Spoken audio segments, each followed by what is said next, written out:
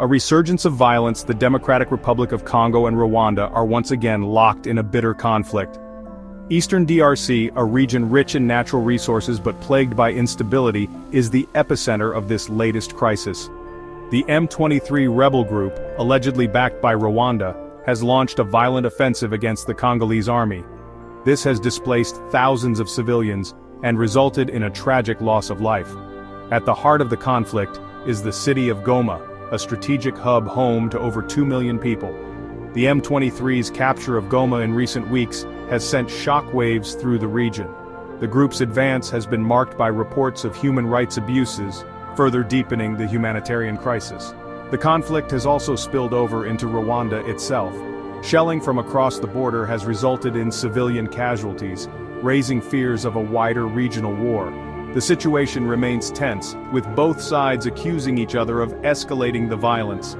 This latest outbreak of violence is a stark reminder of the fragility of peace in the region.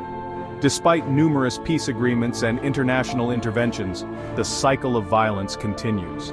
The conflict has its roots in historical grievances, ethnic tensions, and competition for resources. Rwandan President Paul Kagame has vehemently denied any direct involvement in the conflict. He argues that Rwanda is acting in self-defense, citing the presence of the Democratic Forces for the Liberation of Rwanda in eastern DRC. The FDLR is an armed group with links to the 1994 Rwandan genocide, an event that continues to haunt Rwanda. Kagame views the FDLR as an existential threat to Rwanda's security. He has accused the Congolese government of harboring and even collaborating with the FDLR, a claim the DRC denies. Rwanda maintains that its actions in the DRC are solely aimed at neutralizing the threat posed by the FDLR. Kagame has also criticized the international community for what he sees as its failure to address the root causes of the conflict. He argues that the focus on Rwanda's alleged involvement deflects attention from the DRC's internal problems, including weak governance and corruption. Rwanda's stance has been met with skepticism from many in the international community. UN experts have pointed to evidence of Rwandan support for the M23, including the provision of troops and weapons. However, Kagame remains defiant, insisting that Rwanda will not stand idly by while its security is threatened. The international community has condemned the escalating violence in eastern DRC and called for a peaceful resolution to the conflict. The United Nations, the African Union, and various Western powers have all expressed their concern over the humanitarian situation and the risk of a wider war. The United States, a key ally of Rwanda, has urged Kagame to use his influence to rein in the M23.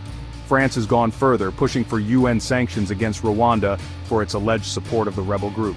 South Africa, which has deployed peacekeepers to the DRC, has also been critical of Rwanda's role in the conflict. The UN has called for a ceasefire and the resumption of peace talks. However, previous attempts at mediation have failed to bring about a lasting solution. The complex web of actors, competing interests, and historical grievances continues to pose significant challenges to achieving peace. Finding a lasting solution to the conflict in eastern DRC will require a multifaceted approach that addresses the root causes of the violence. This includes addressing historical grievances, promoting good governance, and fostering economic development. One key step is to disarm and demobilize armed groups operating in the region, including the FDLR and the M23. This will require a coordinated effort by the DRC government, regional actors, and the international community. Another crucial aspect is promoting dialogue and reconciliation between the DRC and Rwanda. This will involve addressing mutual security concerns, finding ways to manage border tensions, and fostering trust between the two countries. Finally, the international community must provide sustained support to the DRC to help it build strong institutions, promote economic development, and break the cycle of violence. This will require a long-term commitment and a willingness to address the underlying factors that contribute to instability in the region.